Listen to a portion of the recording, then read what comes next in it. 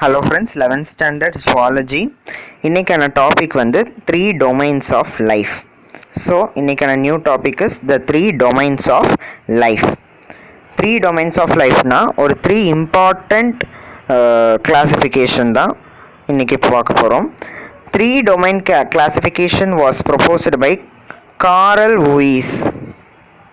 3 domain classification was proposed by Carl Lewis in the year 1977. So இந்த year 1977ல் காரல் Lewis என்பவர் வந்து இந்த 3 domain classification பண்ணார். And his co-workers they classified organisms based on the difference in 16 years ribosome RNA. So ribosome RNA பேசிஸில் வந்து ஆர்கானிசம்ஸை வந்து classify பண்ணாங்க அப்படின்னு சொல்கிறாங்க. The 3 domain system adds the taxon domain higher than kingdom.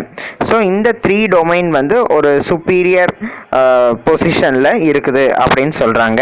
This system emphasizes the separation of prokaryotes into 2 domains, bacteria and archaea. இந்த டொமைனில் தான், இந்த கிளாசிஃபிகேஷனில் தான் ப்ரோகேரியாட்ஸை வந்து ரெண்டாக பிரிச்சிருக்கிறாங்க.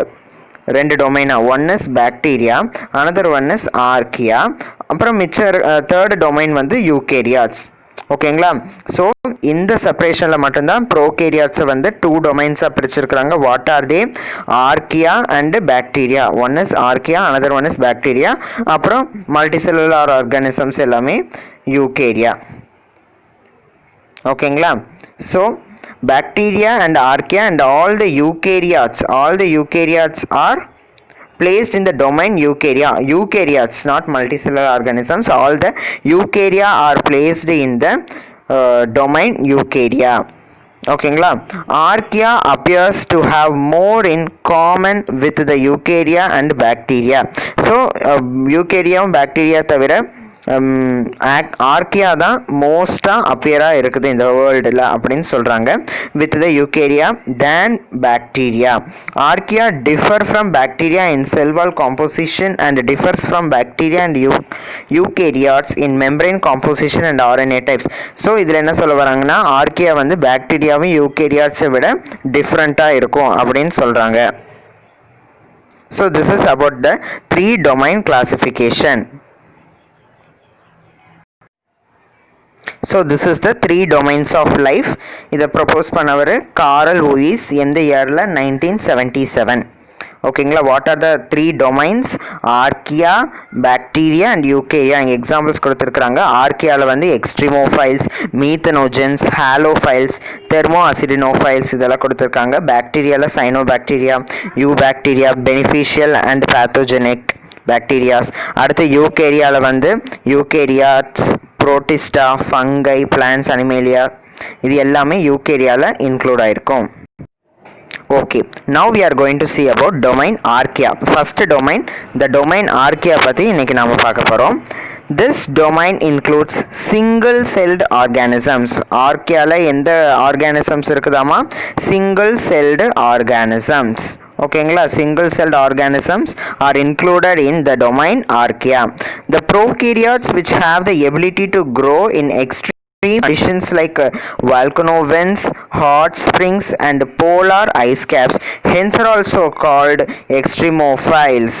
So archaea domain வந்து நம்ம ஏன் extremophiles அப்படின்னு சொல்றோம்னா, these organisms have the ability to grow in extreme conditions.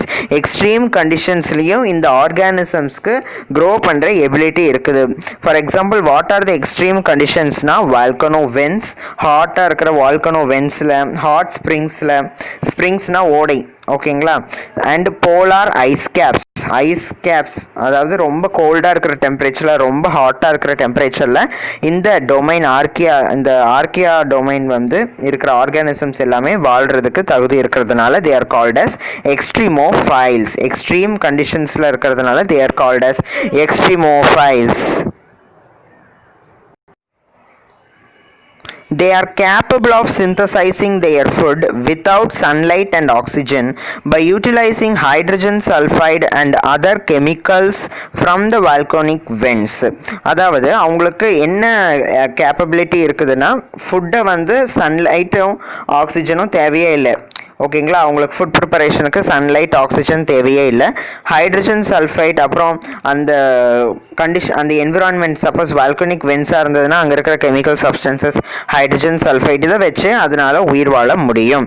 So they don't want to synthesize their food. Some of them produce methanogens. So which organisms they produce methane are called methanogens, and few live in salty environments. Salty environments they are called as halophiles. Few live in salty environments. Salt இருக்கிற environmentல live பண்ணும். That animals are called, that organisms are called halophiles, and are thermoacidophiles which thrive in acidic environments. Acidic environment